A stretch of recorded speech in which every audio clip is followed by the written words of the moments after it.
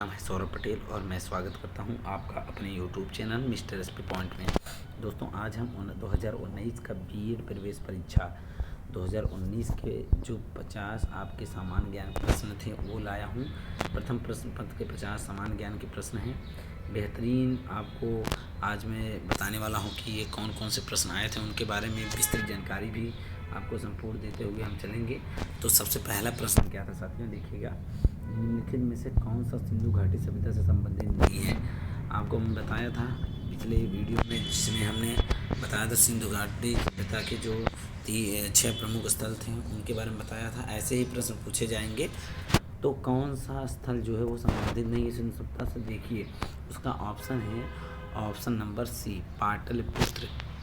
पाटलिपुत्र जो है वो सिंधु सभ्यता से नहीं संबंधित है, क्योंकि लोथल से प्राप्त प्रमाण में युगल समाधि पतन, घोड़े का अवशेष, धान की भूसी, रोपड़ से प्राप्त प्रमाण में तांबे की कुल्हाड़ी, मानव कंकाल के साथ कुत्ता, कालीबंगा में जूते, खेत, अग्निकुंड आदि सिंध प्रदेश से प्राप्त हुए हैं तथा पाटलिपुत्र में तृतीय बौद्ध आयोजित की गई, जिसके अध्यक्ष मोगली जो लुप्त थे और शासक जो थे अशोक से संबंधित थे। इस प्रकार से जो है पूरे संबंध को बताया गया है। तो अगला प्रश्न जो है, उपनयन समारोह से क्या तात्पर्य है। उपनयन समारोह से क्या तात्पर्य है ये आपको बताना है। तो उपनयन संस्कार जो होता है ये आपको बच्चों को पवित्र जनेऊ धारण करने के लिए होता है। जब आप 16 वर्ष के हो जाते हैं तो आपका उपनयन संस्कार होता है लगभग 12 वर्ष के बाद। तो उपनयन संस्कार जो है बच्चों को पवित्र जनेऊ धारण करने को किया जाता है। अगले प्रश्न देखिएगा क्या आया था। पाली में बौद्ध ग्रंथों का आमतौर पर त्रिपिटक यानी 3 फोल्ड बास्केट कहा जाता है। इसमें से कौन सा त्रिपिटकों में से नहीं है। तो जो बौद्ध ग्रंथों का आमतौर पर त्रिपिटक यानी 3 फोल्ड बास्केट कहा जाता है वो है ऑप्शन नंबर सी, उपशाका पिटक। उपशाका पिटक ये ऑप्शन आपके लिए सही है।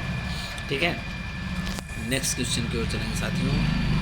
12वीं शताब्दी में आरंभ दिल्ली का पर विकास क्या था साथियों। 12वीं शताब्दी में आरंभ में दिल्ली का किसका शासन था। तो 12वीं शताब्दी में जो है वो था तोमर वंश का शासक दिल्ली पर। तो दिल्ली पर तोमर वंश का शासक था। और अगला प्रश्न देखिएगा क्या है, इनमें से किसने अकबर की धार्मिक नीति की आलोचना की है। इनमें से किसने अकबर की धार्मिक नीति आलोचना की है ये आपको बताना है। तो ऑप्शन नंबर सी, बंदायूनी ने अकबर की धार्मिक नीतियों की आलोचना की है, क्योंकि अकबर ने धार्मिक नीति की आलोचना बंदायूं ने किया था। अकबरनामा की रचना अबुल फजल ने की। वह दीन ए इलाही नामक धर्म को पुरोहित था और दीन ए इलाही धर्म को स्वीकार करने वाला था, एवं अंतिम हिंदू शासक जो था वो बीरबल था। इस प्रकार से आपको पता चला। और नेक्स्ट क्वेश्चन देखेंगे क्या है साथियों। नेक्स्ट क्वेश्चन ये है, वास्को डी गामा किस वर्ष कालीकट में उतरा, कालीकट बंदरगाह पर उतरा। तो ये बहुत इजी प्रश्न है। ये है आपका 1498 ईस्वी में कालीकट बंदरगाह में वास्को डी गामा सबसे पहले आया। वास्को डी गामा 1948 में कालीकट बंदरगाह पर उतरा और वास्को डी गामा समुद्री मार्ग द्वारा भारत पर आने वाला और अंतरिम के पास पहुंचने वाला भारत का यूरोपीय नाविक था। मतलब भारत में पहुंचने वाला यूरोपीय नाविक था। अगला प्रश्न क्या है, स्वामी दयानंद सरस्वती ने किस शहर में पहली बार 1857 में आर्य समाज की स्थापना की। तो किस समाज में, तो वह आपका था बॉम्बे में। बॉम्बे में स्वामी दयानंद सरस्वती ने पहली बार आर्य समाज की स्थापना की। ठीक है, अगले प्रश्न की ओर चलेंगे। भारत में राजनीतिक सुधारों के लिए आंदोलन शुरू करने वाले भारतीय नेता कौन थे। वे है आपका राजा राम मोहन राय। भारत में राजनीतिक सुधारों के लिए आंदोलन करने वाले भारतीय नेता थे। ठीक है, और है महात्मा गांधी भारत से चलने वाले जहाज को एस सफारी द्वारा दक्षिण अफ्रीका से कहाँ पर पहुँचे थे। तो जोहानबर्ग नामक स्थान पर इस जहाज से पहुँचे थे महात्मा गांधी। ठीक है, जिन्हें हम लोग एस सफारी द्वारा कहते हैं। ठीक है। अगले प्रश्न की ओर चलेंगे साथियों। नेक्स्ट क्वेश्चन क्या है, निम्नलिखित में से किसने 1935 में संविधान सभा का सुझाव प्रस्तुत किया? किसने संविधान सभा का प्रस्ताव प्रस्तुत किया? तो एम.एन. राय ने 1935 में संविधान का सुझाव प्रस्तुत किया। ठीक है। और आप जानते ही हैं कि संविधान सभा का जो हुई नवंबर 1946 में अस्तित्व में आई थी, और एम.एन. राय प्रेरता थी इस चीज़ की प्रेरता, और 1934 में भारत में साम्यवादी विचारधारा की नींव डाली थी उन्होंने ही। ठीक है। अगला प्रश्न देखेंगे क्या है, संविधान सभा के पहले अध्यक्ष कौन थे? संविधान सभा के पहले अध्यक्ष थे वे थे आपके डॉक्टर सच्चिदानंद सिन्हा जी। ये क्वेश्चन आपके एग्जाम में आ सकता है। तो संविधान सभा के पहले अध्यक्ष डॉक्टर सच्चिदानंद सिन्हा, जो कि 9 दिसंबर 1946 को बने थे। 11 दिसंबर 1946 डॉक्टर राजेंद्र प्रसाद को स्थायी अध्यक्ष निर्वाचित किया गया था, और डॉक्टर बी. अम्बेडकर को प्रारूप समिति का अध्यक्ष बनाया गया था संविधान का। ठीक है। तो देखिएगा अगला प्रश्न क्या है साथियों, भारत के आधार पर राज्यों का पुनर्गठन किस वर्ष में किया गया? भारत के आधार पर राज्यों का पुनर्गठन किस वर्ष में किया गया? तो ये है 1956 में किया गया। ठीक है। 1956 में भाषा के आधार पर राज्यों का पुनर्गठन किया गया। केंद्र सरकार द्वारा फजल अली की अध्यक्षता में अन्य सदस्य जो हैं आपके नाथ कुंजरू एवं एम.एस. पडिक्कर में राज्य पुनर्गठन आयोग द्वारा 1953 में यद्यपि 16 राज्यों एवं 3 राज्य क्षेत्रों को गठन का सुझाव दिया, लेकिन पुनर्गठन के अधिनियम बाद 1956 के अंतर्गत 14 राज्यों को 6 राज्य संघों को गठित किया गया, और इस प्रकार से हमारा राज्य भाषा के आधार पर भी बांटे गए। ठीक है। अगला प्रश्न है, भारतीय संविधान के निम्नलिखित में से कौन सा अनुच्छेद विविध ममता यानी कानूनी के सामने समानता संबंधित है? तो भारतीय संविधान में निम्नलिखित में से कौन सा अनुच्छेद विविध समता यानी कानून के सामने समानता संबंधित है? वो आपका ऑप्शन नंबर ए 14 नंबर प्रश्न है, समानता का अधिकार। ठीक है। अगला प्रश्न चलेंगे। अगला प्रश्न जो है, नीलम संजीव रेड्डी भारत के राष्ट्रपति थे। नीलम संजीव रेड्डी जो थे भारत के राष्ट्रपति थे। तो इसका जो है राइट आपको आंसर बताना है कौन सा है। तो ऑप्शन नंबर बी 6वें राष्ट्रपति थे नीलम संजीव रेड्डी भारत के। ठीक है। अब आपके अगले प्रश्न की ओर चलेंगे। अगला प्रश्न क्या है, भारतीय संविधान के किस अनुच्छेद के तहत उपराष्ट्रपति चुनाव होता है? किस अनुच्छेद के तहत उपराष्ट्रपति चुनाव होता है? तो इसका है ऑप्शन नंबर सी, अनुच्छेद 63 के अनुसार भारत का एक उपराष्ट्रपति होगा तथा अनुच्छेद 66 के तहत उपराष्ट्रपति के चुनाव की प्रक्रिया का वर्णन किया गया। उपराष्ट्रपति राज्यसभा का पदेन सभापति होता है। वर्तमान में वेंकैया नायडू भारत के 13वें उपराष्ट्रपति हैं, और उपराष्ट्रपति राष्ट्रपति के समक्ष शपथ लेता है। वर्तमान में राष्ट्रपति का वेतन 4 लाख रुपया है। तो इतना आप लोग जान गए। तो अगला प्रश्न जो है, लोकसभा की सदस्यता के लिए उम्मीदवारों की न्यूनतम आयु क्या निर्धारित की गई? तो लोकसभा की सदस्यता के लिए उम्मीदवारों की न्यूनतम आयु जो निर्धारित की गई वो है ऑप्शन नंबर बी 25 वर्ष। 25 वर्ष जो है निर्धारित की गई। ठीक है। अगले प्रश्न की ओर चलेंगे। क्या है, भारत के केंद्रीय मंत्रिमंडल में अधिकतम कितने मंत्री हो सकते हैं? केंद्रीय मंत्रिमंडल में कितने मंत्री हो सकते हैं अधिकतम? तो ये क्वेश्चन का आंसर आपको सही बताना है। तो इसके जो राइट आंसर है आपका ऑप्शन नंबर ए है। लोकसभा की कुल संख्या का 15% मंत्री जो है वो केंद्रीय मंत्रिमंडल में हो सकते हैं। और आप लोग जानते ही हैं कि विधान आपके यहाँ जो सदस्य मंत्री परिषद केंद्र तथा राज्य में मंत्री परिषद की संख्या, लोकसभा विधानसभा की सदस्य संख्या 15% होती है।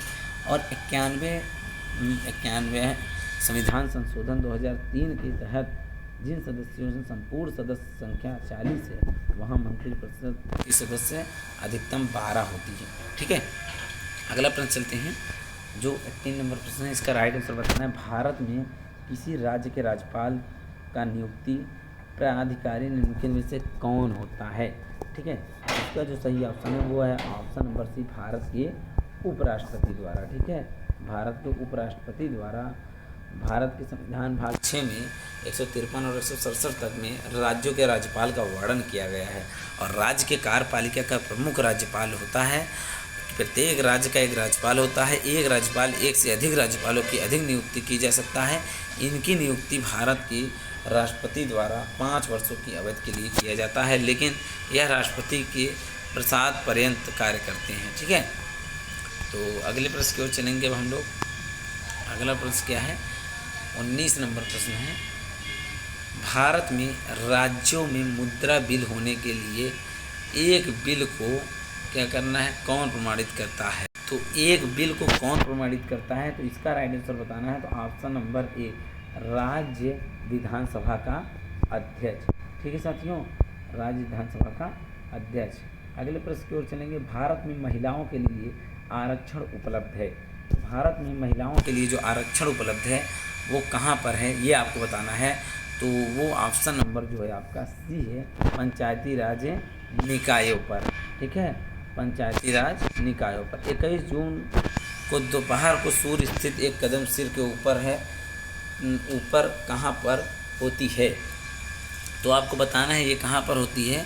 ऑप्शन नंबर 23.5 अंश पे, 23.8 अंश पे, जिसको हम लोग कर्क रेखा कहते हैं। पृथ्वी के अच्छी झुकाव के परिक्रमा के कारण पृथ्वी के उत्तरी गोलार्ध में 23.5 अंश उत्तरी अक्षांश पर स्थित कर्क रेखा पर 21 मार्च से सूर्य की ओर उन्मुख होना प्रारंभ होती है और तत्पश्चात 3 महीने बाद 21 जून को कर्क रेखा सूर्य के ठीक सामने होती है और फिर वो 90 अंश की लंबवत सूर्य की रोशनी जो है पड़ती है। अगला प्रश्न है, ग्रीनलैंड कहाँ स्थित है? तो ग्रीनलैंड कहाँ स्थित है आपको पता है, ये उत्तरी अंटार्कटिका में, उत्तरी अंटार्कटिक में आपका ग्रीनलैंड स्थित है। ग्रीनलैंड दुनिया का सबसे बड़ा द्वीप माना जाता है और दुनिया का सबसे बड़ा द्वीप है, और यह उत्तरी अमेरिका और यूरोप के बीच उत्तरी अंटार्कटिका महासागर में स्थित है। ग्रीनलैंड की राजधानी जो है वो नुक है तथा ग्रीनलैंड का क्षेत्रफल जो है वो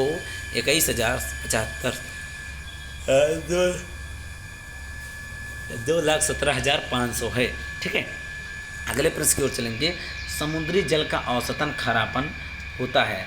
समुद्री जल का जो औसतन खारापन होता है, पिछले वीडियो में मैंने भी इस क्वेश्चन को बताया था, तो 3.5%। ठीक है, अगले प्रश्न की ओर चलेंगे, विश्व में सबसे बड़ा गर्म रेगिस्तान कौन सा है? तो आपको पता ही होगा, सहारा रेगिस्तान जो है आपका सबसे बड़ा रेगिस्तान, सहारा रेगिस्तान सबसे बड़ा रेगिस्तान है, और जब जो सबसे बड़ा रेगिस्तान है उसी में जाहिर सी बात है सबसे गर्म होगा। तो आपका option number B is right answer. विश्व में सबसे बड़ा गर्म रेगिस्तान जो है सहारा है। ठीक है, अगला प्रश्न क्वेश्चन, इनमें से कौन सा यूरोपीय देश है?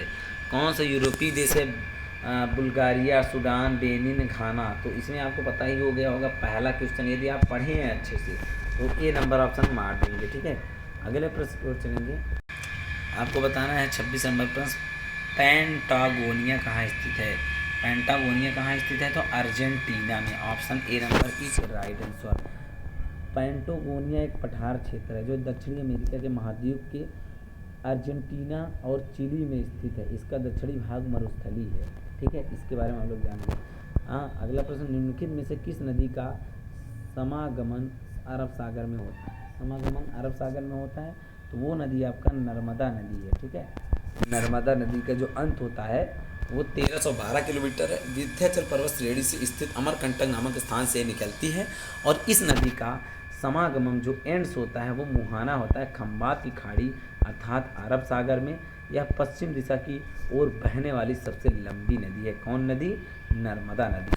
ठीक है, अगले प्रश्न की ओर चलेंगे, निम्नलिखित में से किस भारतीय वैज्ञानिक ने नॉर्मन बोरलॉग के साथ सहयोग किया जिसकी परिणति भारत में हरित क्रांति के रूप में देखी गई? तो आप लोगों की सबसे इजी क्वेश्चन, MS स्वामीनाथन जो भारत के जो आपके हरित क्रांति के जनक माने जाते हैं, और वर्ल्ड के हरित क्रांति के जनक नॉर्मन बोरलॉग माने जाते हैं। ठीक है, अगला प्रश्न है, भारत के राष्ट्रीय आय का आंकलन करने वाली संस्था कौन है? भारत के राष्ट्रीय आय का आंकलन करने वाली जो संस्था है उसको आपको बताना है। तो वो आपका राइट आंसर है। आपको 4 ऑप्शन दे गए हैं, रिजर्व बैंक ऑफ इंडिया, योजना आयोग, वित्त मंत्रालय, और क्या दिया हुआ है, केंद्रीय सांख्यिकी संगठन। तो आपको बताना है भारत में राष्ट्रीय आय का आंकलन करने वाली संस्था का क्या नाम है? तो आपका ऑप्शन नंबर डी केंद्रीय सांख्यिकी संगठन जो है वो भारत का राष्ट्रीय आय का आकलन करती है, जिसे हम लोग CSO के नाम से जानते हैं।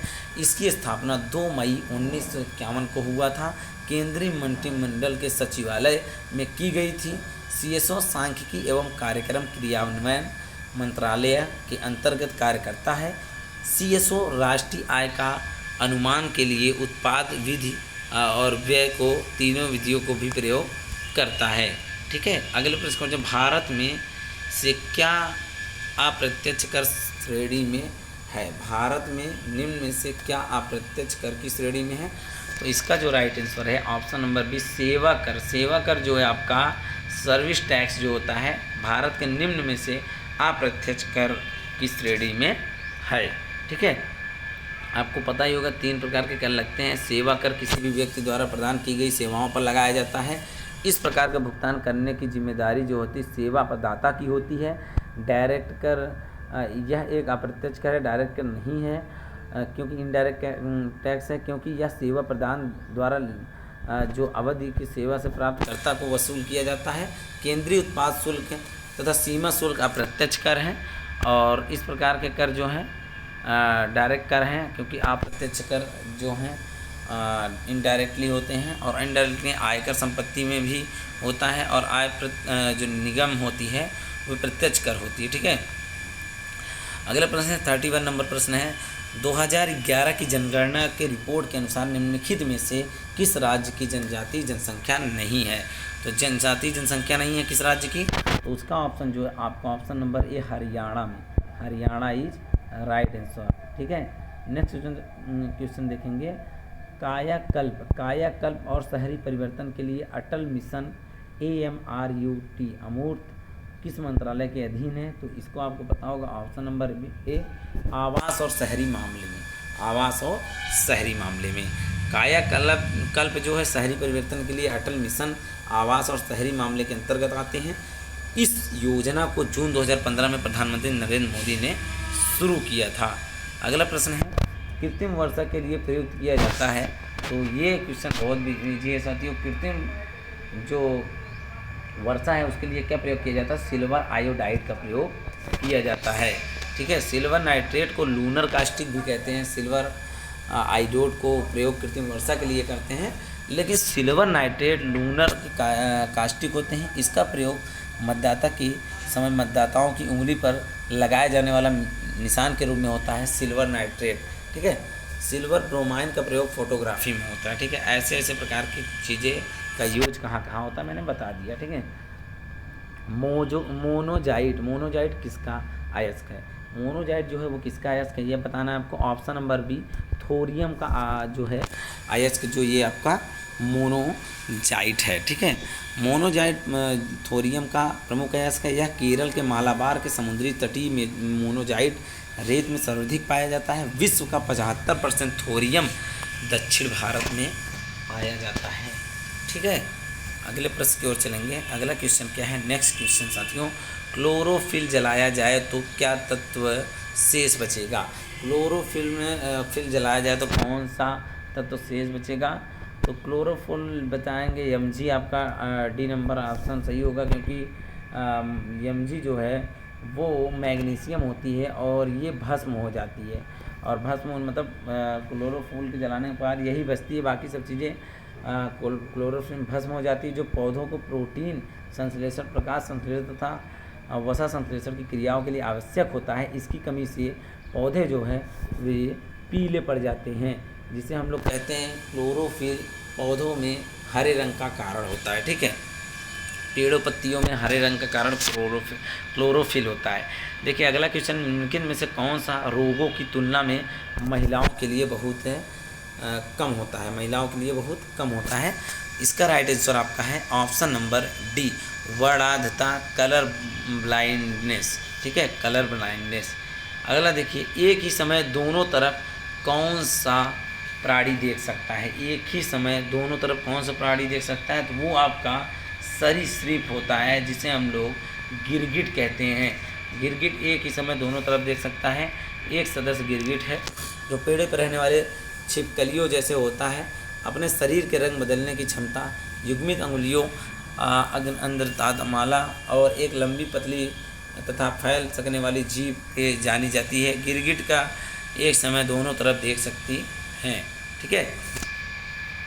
निम्नलिखित में अंगों के कौन सा अंग पित्त रस का स्राव करता है? तो इसमें जो यकृत है वो पित्त रस का स्राव करती है।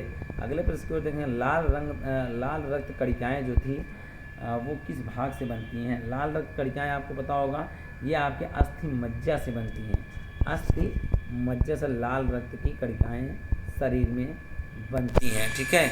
और बता दें आपको, मनुष्य के लाल रुधिर की कणिकाएँ छोटी, चपटी, गोल दोनों ओर से बीच में दबी हुई होती हैं, अर्थात उभयावतल होती हैं। इसके केंद्रक नहीं होता है और एक स्वस्थ मनुष्य के शरीर में रक्त लगभग 5 से 6 लीटर तक होती है। इसकी जीवन अवधि जो है लगभग 100 से 120 दिन होती है।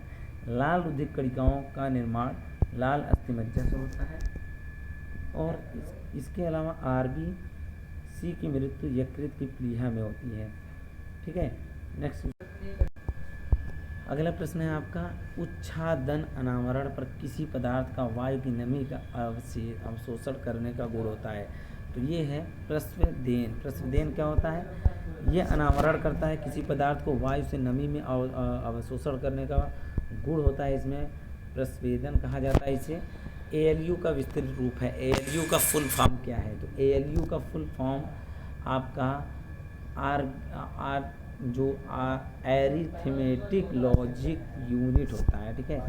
इसका पूरा नाम जिसे हम लोग कहते हैं कि arithmetic logic unit, data processing का वास्तविक कार्य। ठीक है। अगले प्रश्न की ओर चलेंगे। 42 नंबर प्रश्न है, कंप्यूटर के कीबोर्ड में कितनी वर्णमालाओं की होती हैं? की होती हैं, कितनी वर्णमालाओं की होती हैं? ये पूछा है आपका। इसमें ऑप्शन जो है ऑप्शन नंबर सी सही है, 26। क्योंकि आपको पता होगा कंप्यूटर की बोर्ड में कुल 26 वर्णमालाएँ होती हैं तथा कीबोर्ड की सामान्यतः 102 की होती हैं। मतलब चाबियों की संख्या, मतलब बटन की संख्या पूछ रहा है, कितने बटन होते हैं कीबोर्ड में? 102 की होती हैं।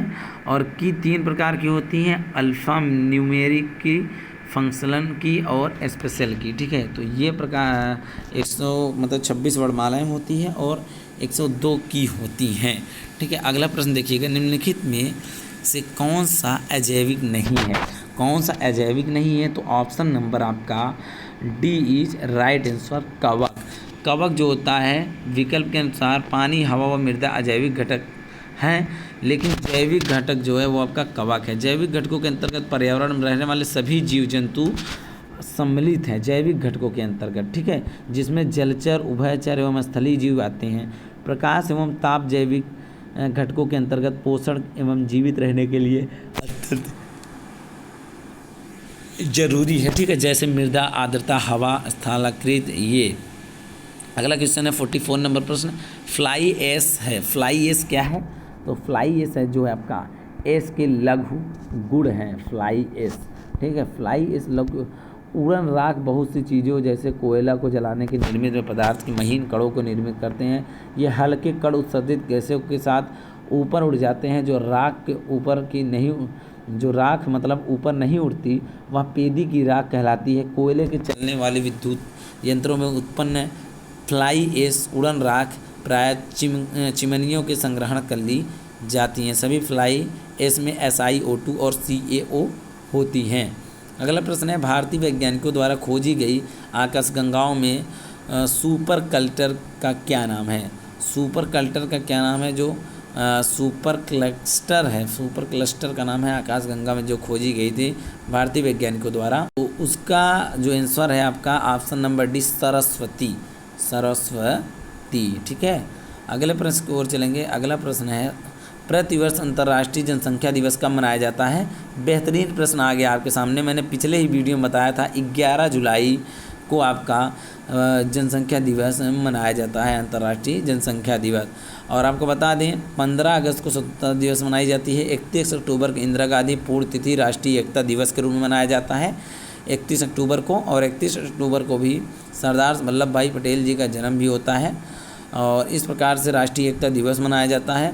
22 मार्च को विश्व जल दिवस मनाया जाता है। ठीक है, अगला प्रश्न चलेंगे, वैश्विक स्तर पर प्रथम अंतर्राष्ट्रीय अंतर्योग दिवस मनाया जाता है। प्रथम अंतर्राष्ट्रीय योग दिवस मनाया जाता है तो वैश्विक स्तर पर कब मनाया जाता है, तो आपको बता दें 21 जून 2015 से मनाया जाने लगा। ठीक है, वैश्विक स्तर पर प्रथम अंतर्राष्ट्रीय योग दिवस जो है वो मनाया गया पहली बार कहाँ पर, 21 जून 2015 में। अब हर साल 21 जून को अंतर्राष्ट्रीय योग दिवस के रूप में मनाया जाता है। अंतर्राष्ट्रीय योग दिवस मनाए जाने का पहले प्रधानमंत्री हैं नरेंद्र दामोदर दास मोदी, जिसे मोदी के नाम से जाना जाता है। और 27 सितंबर 2014 को संयुक्त राष्ट्र महासभा में अपने भाषण द्वारा 11 दिसंबर 2014 को संयुक्त राष्ट्र में 143 देशों द्वारा 21 जून को अंतर्राष्ट्रीय योग दिवस मनाने का प्रस्ताव को मंजूरी मिली। और प्रथम प्रधानमंत्री हैं जिन्होंने इस प्रस्ताव को 90 दिन के अंदर क्या कहते हैं, पूर्ण बहुमत से पारित किया, और जो संयुक्त राष्ट्र संघ के किसी दिवस के रूप के लिए कम समय है। ठीक है, अगला प्रश्न है, ब्रिक्स देश का एक हिस्सा कौन सा राष्ट्र है। ब्रिक्स क्या है अभी ये भी बता रहे हैं, तो इसका जो राइट आंसर है आपका ऑप्शन नंबर डी है, ब्राज़ील। देखिए, ब्रिक्स 5 प्रमुख है जो उभरती हुई विकासशील जो या विकसित टाइप से विकासशील अर्थव्यवस्थाओं का समूह है, जहां विश्व भर में 43% आबादी रहती है, जहां विश्व की सकल घरेलू उत्पाद 37% और विश्व व्यापार इसकी 17% हिस्सेदारी है। ब्राज़ील, रूस, भारत, चीन और दक्षिण अफ्रीका इसके सदस्य देश हैं। ब्रिक्स है, ठीक है, इसीलिए इसका नाम ऐसे पड़ा हुआ है। बी से ब्राज़ील, आर से आपका रूस, आई से इंडिया, सी से चाइना और यस से आपका साउथ अफ्रीका। तो ठीक है, ब्रिक्स में पूरे आपके 5 देश हैं। ब्रिक्स का समूह औपचारिक शिखर सम्मेलन 16 जून 2009 को येकतेरिनबर्ग रूस में हुआ था। ठीक है, लास्ट प्रश्न है, 50 नंबर प्रश्न है, उत्तर प्रदेश के निम्न में से कौन से ज़िले की सीमा मध्य प्रदेश से साझा नहीं करती है। तो उत्तर प्रदेश का कौन सा ज़िला मध्य प्रदेश से साझा नहीं करता है, तो आप जानते हैं आपका इलाहाबाद भी मध्य प्रदेश की सीमा टच करता है, मिर्ज़ापुर भी टच करता है, इटावा भी करता है, लेकिन अलीगढ़ जो है आपका मध्य प्रदेश से नहीं सीमा साझा करता। ये आपके मतलब ज़िले हैं, ज़िलों की बात की जा रही है, कौन सा ज़िला जो है मध्य प्रदेश को उत्तर प्रदेश का नहीं टच करता। Option number D, Aligarh. ठीक है, आज बस इतना ही साथियों। आज हमने आपको बताया पूरे 50 प्रश्न, और यदि आप हमारे चैनल पर पहली बार थे और चैनल पर नए हों तो चैनल को सब्सक्राइब कर लीजिएगा, वीडियो को शेयर करिएगा, डिस्क्रिप्शन में जाके पुराने वीडियोज़ को भी आप देख सकते हैं। 2020, 21, 22 का प्रीवियस ईयर्स के पूरे क्वेश्चन सॉल्व कराए हैं, पूरे जीएस के। इस प्रकार से आपको लगातार मैं आप लोगों के लिए लाऊंगा वीडियोज़। आप लोग हमारे साथ जुड़े रहिए, बने रहिए साथियों। बहुत बहुत धन्यवाद, बहुत बहुत आभार।